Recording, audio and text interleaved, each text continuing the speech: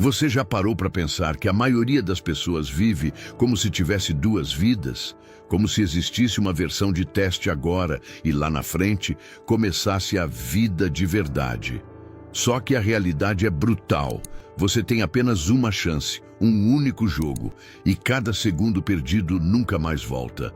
A maioria está distraída, buscando conforto, esperando sorte, e é por isso que nunca vence. E aqui vai uma verdade que pode incomodar. Não é falta de talento que derruba as pessoas, é a preguiça de dar tudo o que tem. É o hábito de se contentar com pouco, de aceitar a mediocridade, de arrumar desculpas para cada fracasso. Mas quem entende que a margem de erro é mínima, começa a viver com intensidade, porque na vida real, meio segundo decide se você levanta o troféu ou se fica esquecido no banco. Esse vídeo não é para quem gosta de se enganar, é para quem está pronto para encarar o espelho e dizer: eu vou ganhar. Aqui você vai descobrir por que vencer não é questão de sorte, mas de disciplina, esforço e coragem de assumir responsabilidade total pela sua vida. Então, se você não tem medo de ouvir verdades duras, fica comigo até o final. E já vou ser direto. Se você não aguenta continuar sendo medíocre, se você sente que nasceu para mais, já se inscreve no canal, ativa o sininho e deixa o like agora. Porque aqui não tem motivação enfeitada, aqui tem munição para quem está pronto para lutar. A escolha é sua, assistir e esquecer, ou assistir e mudar. O maior terror do ser humano não é fechar os olhos para sempre, mas acordar tarde demais e perceber que passou pela vida como figurante. Viver é diferente de existir, e essa diferença é brutal. Quem apenas existe se limita a repetir a mesma rotina: acordar, trabalhar, pagar contas, dormir. Já quem vive de verdade se arrisca, sente, erra e aprende. É por isso que o verdadeiro medo deveria ser olhar para trás e ver um caminho vazio, sem histórias que valem ser contadas. Muitas vezes, o medo da crítica paralisa mais do que o medo da morte. Quantas pessoas deixam de escrever um livro, gravar um vídeo ou abrir um negócio porque temem o julgamento alheio? No fim das contas, elas não estão apenas perdendo oportunidades, estão perdendo a si mesmas. A morte física é inevitável, mas a morte em vida é uma escolha feita diariamente. E o arrependimento, esse sim, é insuportável de carregar. Se a pessoa entende que cada dia é uma página em branco, fica claro que não dá para desperdiçar capítulos inteiros com desculpas. Não se trata de viver intensamente todos os segundos, mas de não adiar aquilo que realmente importa. Um eu te amo dito tarde demais. Uma viagem que ficou no papel. Um projeto que nunca saiu da gaveta. Todos esses fantasmas aparecem quando o relógio marca os minutos finais. Para quem busca exemplos práticos, basta pensar em pessoas que transformaram sua história justamente quando decidiram viver de verdade. Sylvester Stallone escreveu Rocky em uma situação miserável e ainda assim não vendeu o papel principal. Queria ser o protagonista da própria obra. Isso é viver plenamente. Recusar-se a ser espectador. Assim também acontece na vida comum. Alguém que decide cuidar da saúde, mesmo sem apoio, já escolheu viver. Viver plenamente não exige riqueza, exige consciência. Uma mãe que brinca com o filho mesmo cansada do trabalho está vivendo de verdade. Um jovem que recusa atalhos fáceis para construir algo sólido também está. É nessas pequenas escolhas que se revela se a pessoa teme mais a morte ou o vazio existencial. Porque no final, quem vive com presença não teme partir. E a grande ironia é que quando a pessoa vive de verdade, o medo da morte perde força. Ela entende que a vida não é sobre durar mais, mas sobre valer a pena. E quando esse entendimento amadurece, surge um senso de urgência. Não dá para desperdiçar tempo com futilidades, discussões pequenas ou sonhos alheios. É preciso ser dono da própria história. Esse medo de não viver é o combustível que empurra os corajosos. É o que faz alguém levantar cedo, mesmo sem vontade, e perseguir o que realmente deseja. É o que diferencia o atleta que treina mesmo machucado, o empreendedor que insiste após falhas, o estudante que segue estudando mesmo cansado. Eles temem mais a mediocridade do que a dor. E é justamente aqui que nasce uma conexão com outro ponto essencial. Se a vida é um jogo único, cada detalhe importa. Não são os grandes gestos que definem o resultado, mas os pequenos. O meio passo, o meio segundo, o detalhe aparentemente insignificante pode ser a linha que separa os que vencem dos que se arrependem. No campo de batalha da vida, a diferença entre quem vence e quem perde quase nunca está em grandes saltos, mas em detalhes minúsculos. É aquele meio passo a mais na corrida, a meia hora de estudo extra antes da prova, a decisão de enviar uma proposta quando os outros desistiram. Quem entende que a margem de erro é mínima, começa a valorizar cada pequeno gesto, porque sabe que tudo conta. Um jogador de futebol pode treinar meses, mas um simples pisar em falso muda o resultado de um campeonato. Da mesma forma, alguém pode investir anos em um projeto e fracassar por negligenciar pequenos cuidados. A vida exige atenção plena, porque ela recompensa quem respeita os detalhes. É aí que entra a disciplina. Fazer bem o básico todos os dias, sem esperar milagres. Na prática, isso significa que a pessoa deve encarar cada ação como uma oportunidade decisiva. A reunião de trabalho pode ser só mais uma para a maioria, mas para quem entende a margem estreita, é uma chance de se destacar. O treino que parece repetitivo pode ser o divisor de águas entre ficar no banco ou ser titular. Cada instante pode se transformar em um ponto-chave da história pessoal. O curioso é que essa consciência não gera peso, mas foco. Saber que cada momento importa faz com que a pessoa se entregue mais. É como cozinhar. Quem se preocupa com o tempero, com o ponto certo, transforma uma refeição comum em algo memorável. Da mesma forma, quem cuida dos detalhes da vida cria experiências muito mais ricas. E não é preciso ser atleta de alto nível para aplicar isso. Um estudante que dedica 20 minutos a mais por dia em leitura já acumula centenas de horas ao longo do ano. Um empreendedor que responde com rapidez e atenção aos clientes constrói uma reputação sólida.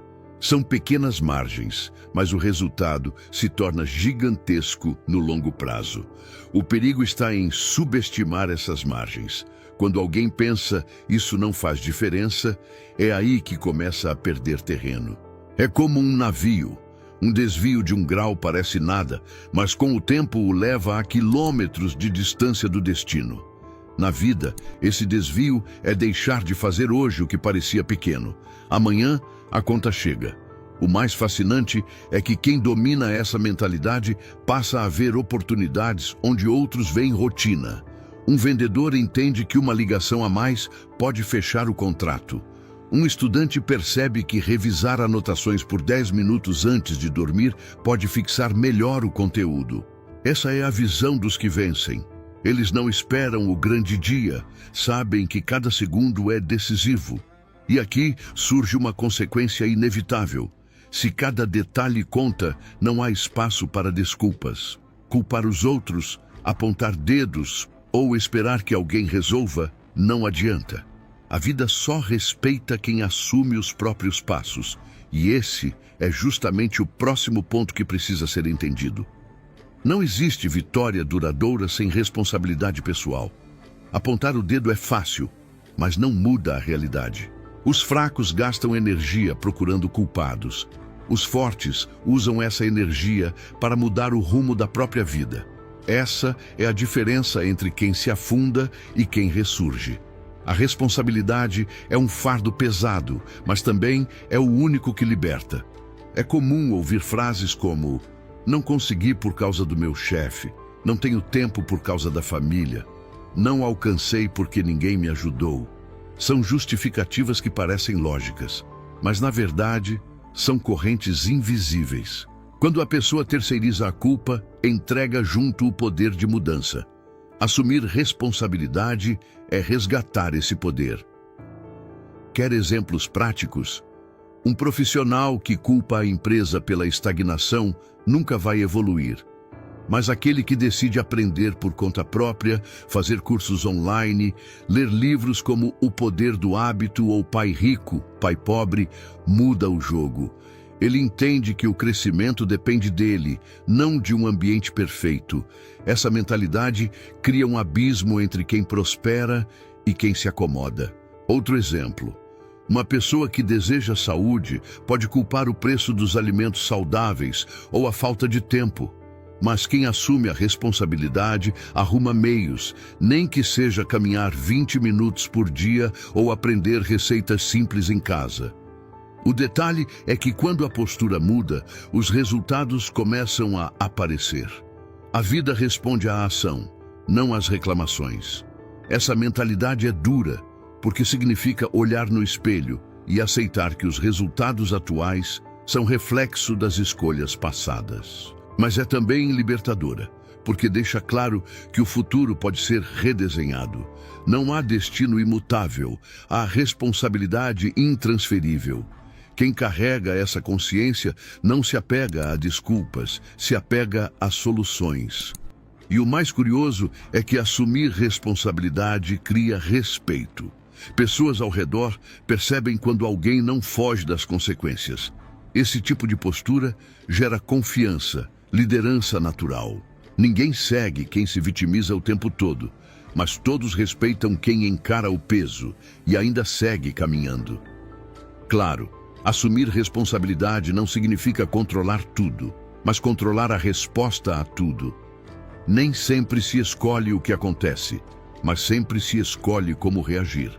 Essa é a chave que diferencia a mentalidade frágil da mentalidade inabalável. É a postura de um guerreiro. Não nega a dor, mas decide o que fazer com ela. E essa responsabilidade, quando se torna hábito, molda um padrão. Porque na vida não basta vencer uma vez, é preciso construir uma cultura de vitória. Quem assume a própria jornada entende que perder ou vencer não é acaso, é repetição. E isso já nos leva para o próximo ponto, onde a diferença entre vencedores e perdedores fica ainda mais evidente. Na vida, criar o hábito de vencer é tão importante quanto qualquer talento natural. O vencedor não é apenas aquele que ganha uma vez, mas quem constrói uma cultura pessoal de vitórias. Ele se recusa a aceitar a derrota como identidade. Já o perdedor, mesmo diante de oportunidades, encontra um jeito de justificar a queda.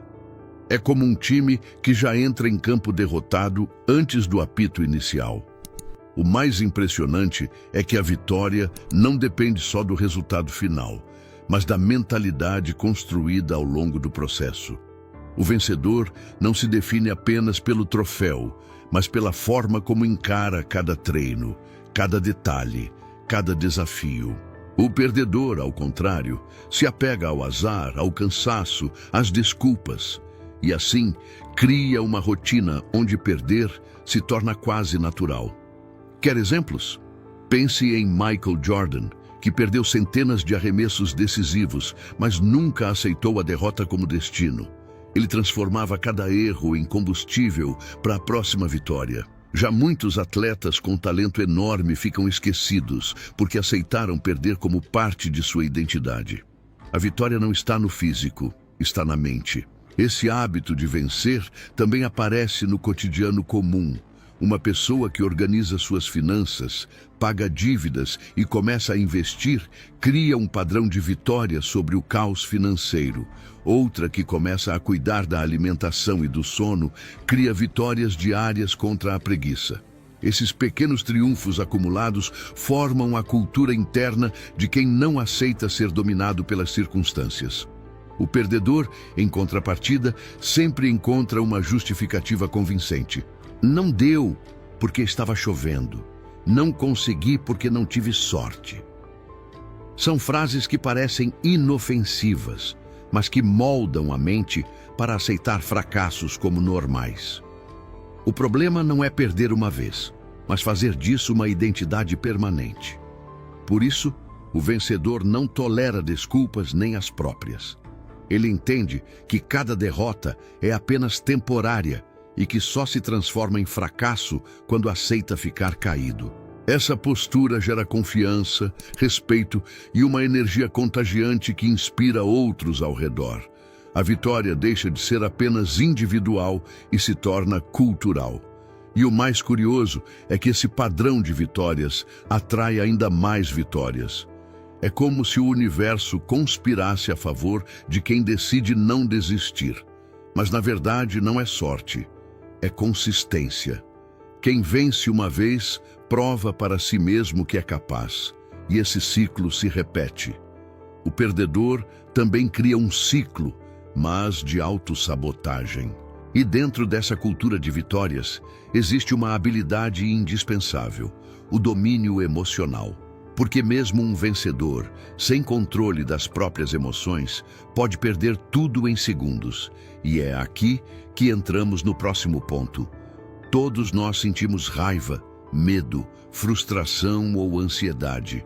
O problema não está em sentir, mas em ser governado por essas emoções.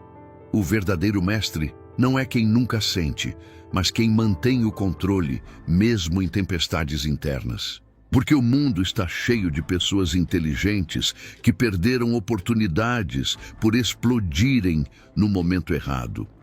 Um exemplo clássico é o atleta que perde a cabeça e é expulso em um jogo decisivo. Não faltou preparo físico, faltou domínio emocional. No cotidiano, isso acontece quando alguém perde uma chance no trabalho porque não soube lidar com críticas ou quando arruína um relacionamento por não controlar palavras ditas na raiva. A falta de disciplina emocional custa caro. Dominar as emoções não significa reprimi-las, mas canalizá-las. Raiva, por exemplo, pode ser usada como combustível para treinar mais, estudar mais, trabalhar com intensidade. O medo pode ser transformado em prudência, em cautela, que evita erros fatais. O segredo é não deixar que esses sentimentos se tornem donos da mente. Na prática, existem formas de treinar esse autocontrole. Técnicas de respiração, como a 4-7-8, ajudam a acalmar o corpo em segundos. A escrita diária em um diário pode transformar confusão mental em clareza. A leitura de livros como Meditações, de Marco Aurélio, ensina a lidar com as próprias emoções sem deixar que elas dominem as decisões. São pequenas ferramentas que geram grandes resultados. O interessante é que esse domínio cria um respeito silencioso. Pessoas que mantêm a calma em meio ao caos se tornam referência. É como o bombeiro que age com precisão em um incêndio. Todos ao redor se desesperam, mas ele mantém o controle. Esse tipo de postura transmite confiança e liderança natural. E claro, controlar as emoções não é tarefa de um dia, é treino constante. O indivíduo precisa se observar em situações pequenas, como no trânsito ou em uma fila. Se não consegue controlar irritações simples, como vai enfrentar grandes crises?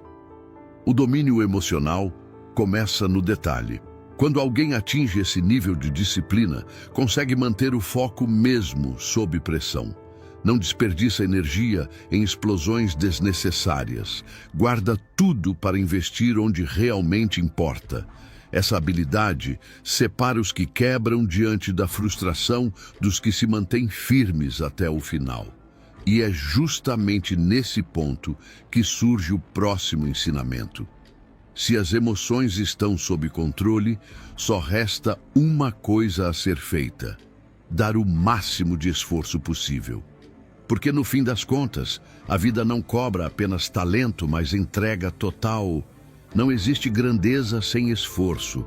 O talento abre portas, mas é o esforço que mantém a pessoa dentro da sala. Quem se acostuma a dar 50% nunca experimenta resultados extraordinários. Já quem decide entregar 120%, mesmo quando ninguém está olhando, inevitavelmente se destaca. Esforço é a moeda universal da vitória. É fácil admirar campeões nos holofotes, mas poucos querem imitar o esforço nos bastidores. Cristiano Ronaldo não se tornou uma lenda apenas pelo dom, mas pelo treino extra que fazia quando todos iam embora.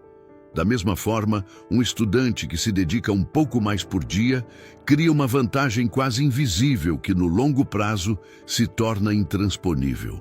O esforço não garante que a pessoa nunca vá perder, mas garante que nunca perderá por falta de entrega. É como subir uma montanha.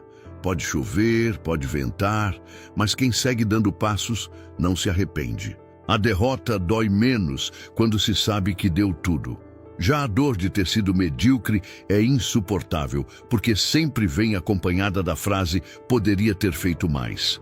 Na prática, esforço pode ser traduzido em pequenas atitudes diárias. Acordar 1 hora mais cedo para treinar. Estudar 30 minutos a mais quando o corpo pede descanso. Produzir conteúdo mesmo quando não há inspiração. São atos que parecem insignificantes, mas formam a musculatura mental da disciplina. E o mais curioso é que esforço é algo que ninguém pode tirar. O talento pode ser copiado, a sorte pode mudar de lado, mas o esforço é exclusivo.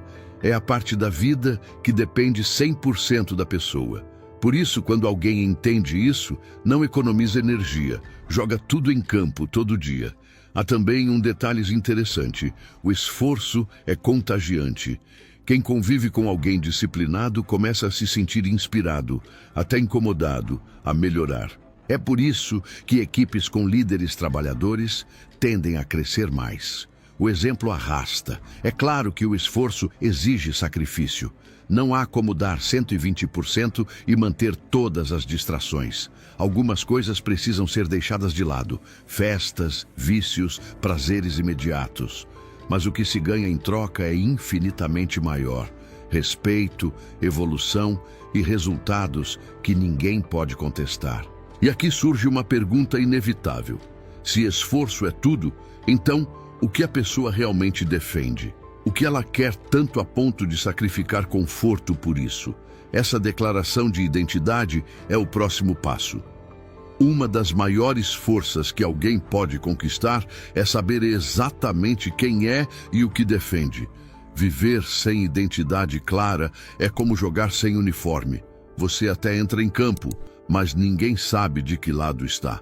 Declarar sua identidade é mais do que palavras. É assumir um compromisso público com seus valores, seus sonhos e sua missão. Quando a pessoa diz em voz alta o que busca, a vida começa a alinhar oportunidades. O curioso é que muita gente prefere não se declarar com medo de ser julgada. Mas é justamente essa falta de clareza que gera confusão. Quem não sabe o que quer acaba aceitando qualquer coisa. Já quem define sua identidade cria um filtro poderoso. Não aceita convites que o afastem de sua essência. Não perde tempo em caminhos que não têm nada a ver com seus objetivos. Exemplo prático: um jovem que decide "eu vou ser escritor" começa a moldar suas ações em torno dessa identidade. Lê mais, escreve todos os dias, estuda técnicas de narrativa. Já um empreendedor que se declara "eu crio soluções que facilitam a vida das pessoas" passa a enxergar problemas como oportunidades de negócio. A declaração vira bússola.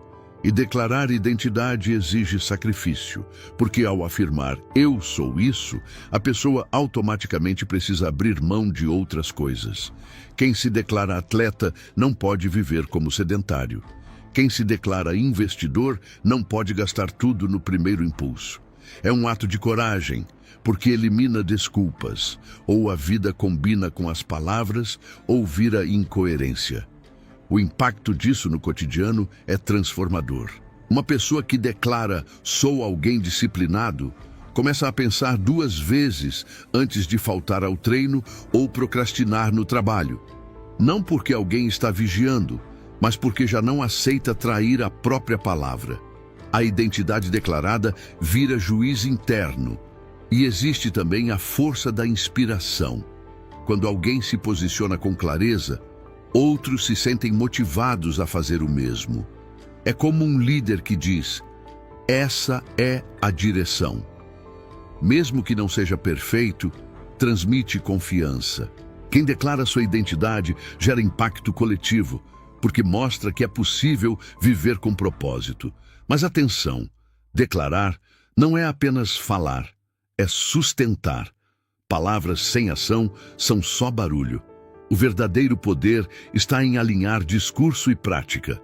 A identidade se prova nas escolhas diárias, não no discurso bonito.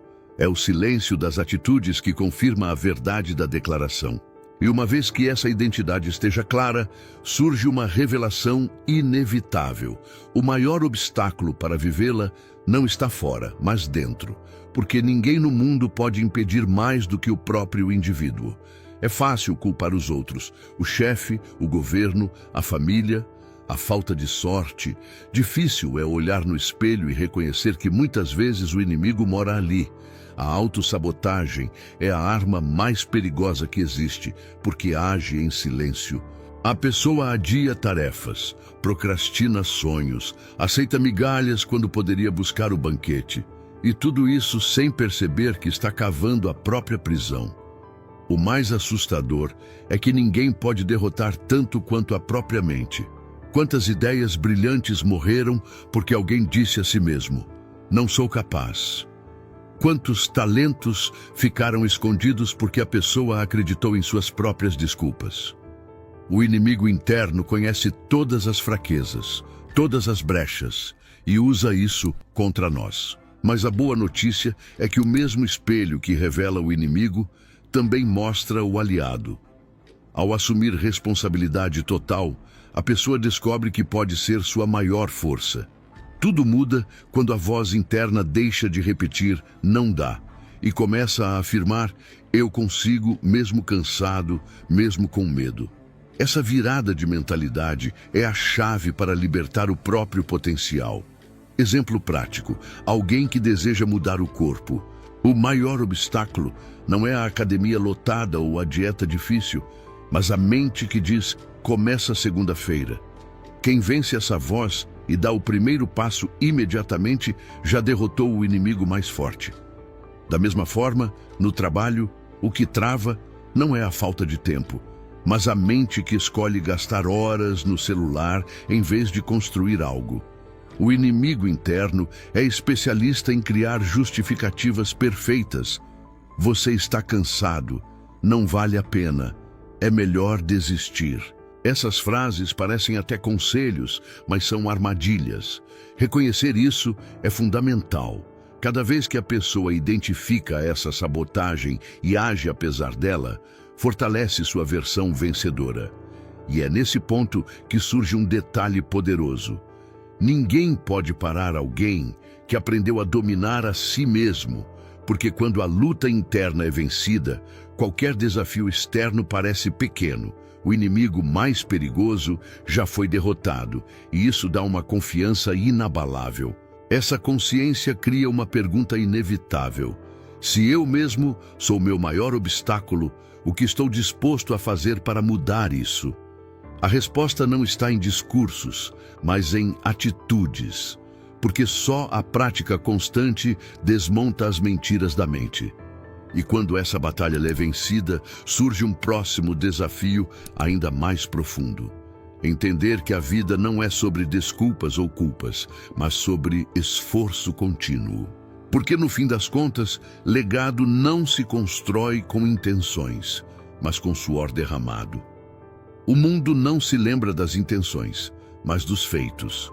Ninguém ergue estátuas para quem teve uma boa ideia e nunca colocou em prática.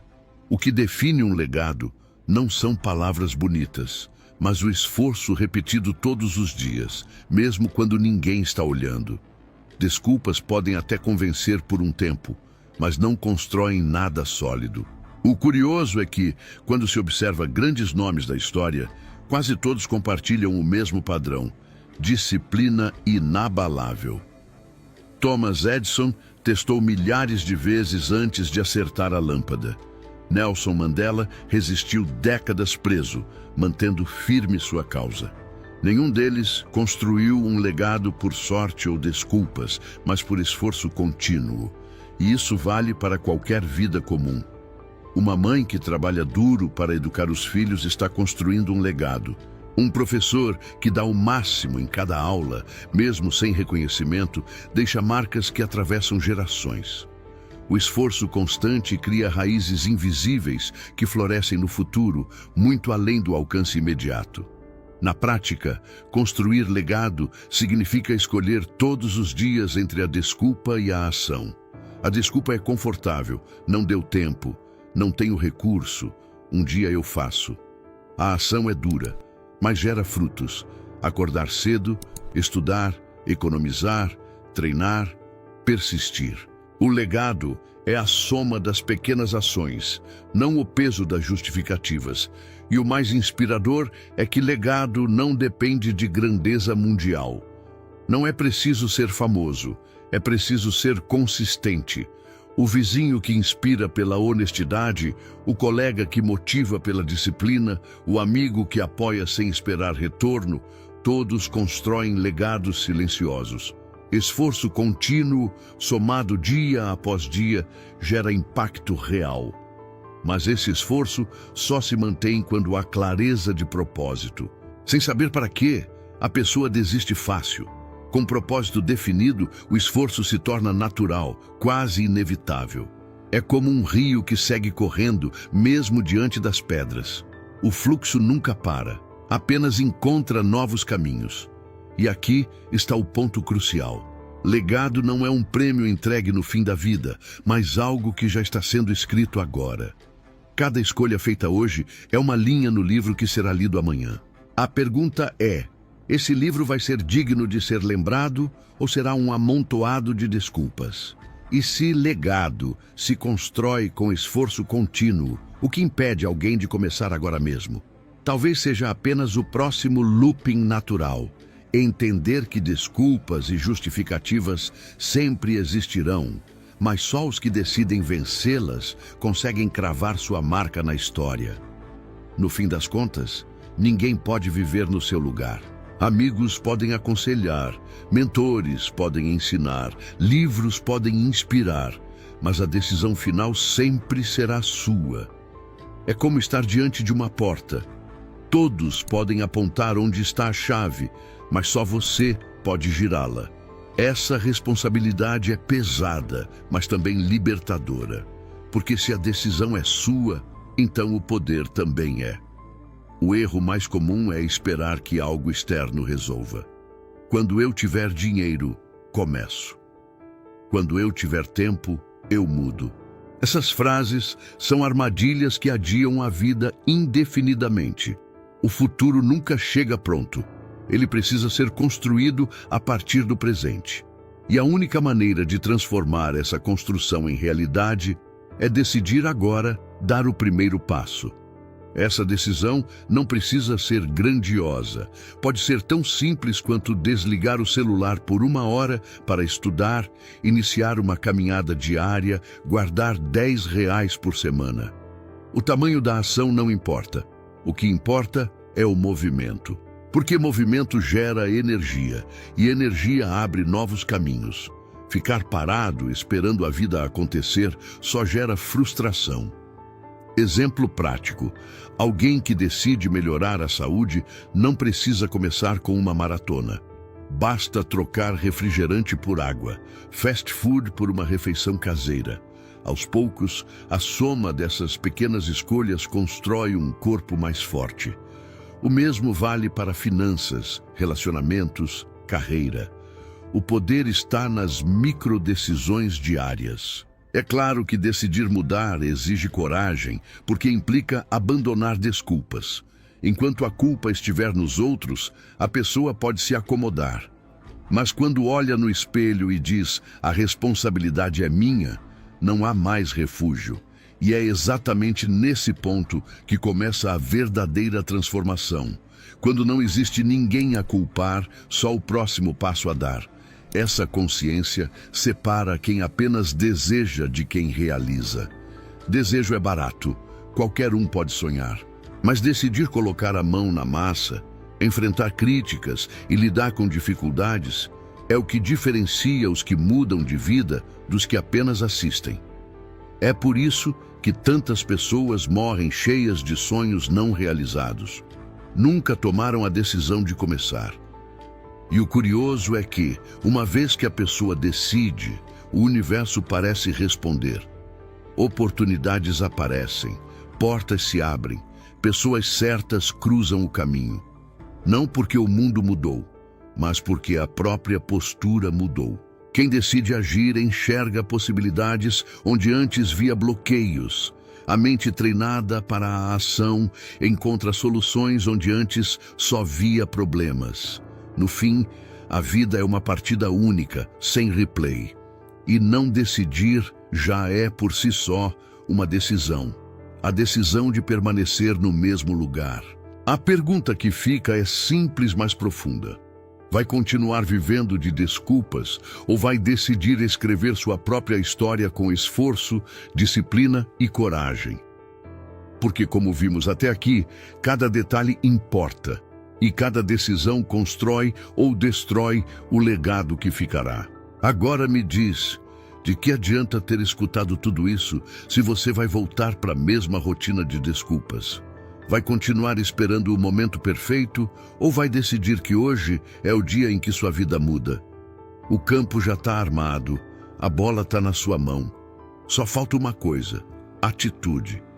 Quantas oportunidades você já perdeu por medo, preguiça ou indecisão? E quantas ainda vai perder até entender que ninguém vai lutar por você? O inimigo está no espelho. E a vitória também. A questão é simples. Vai sair dessa partida como espectador ou como campeão? Escreve aqui nos comentários qual atitude você vai tomar ainda hoje. Não amanhã, não semana que vem. Hoje, porque só quem se compromete de verdade começa a mudar de verdade. E se você não aceita viver na mediocridade, já se inscreve no canal, ativa as notificações e entra nesse time de gente que não espera sorte. Cria destino. Aqui é lugar de guerreiro, não de espectador. O próximo passo é seu.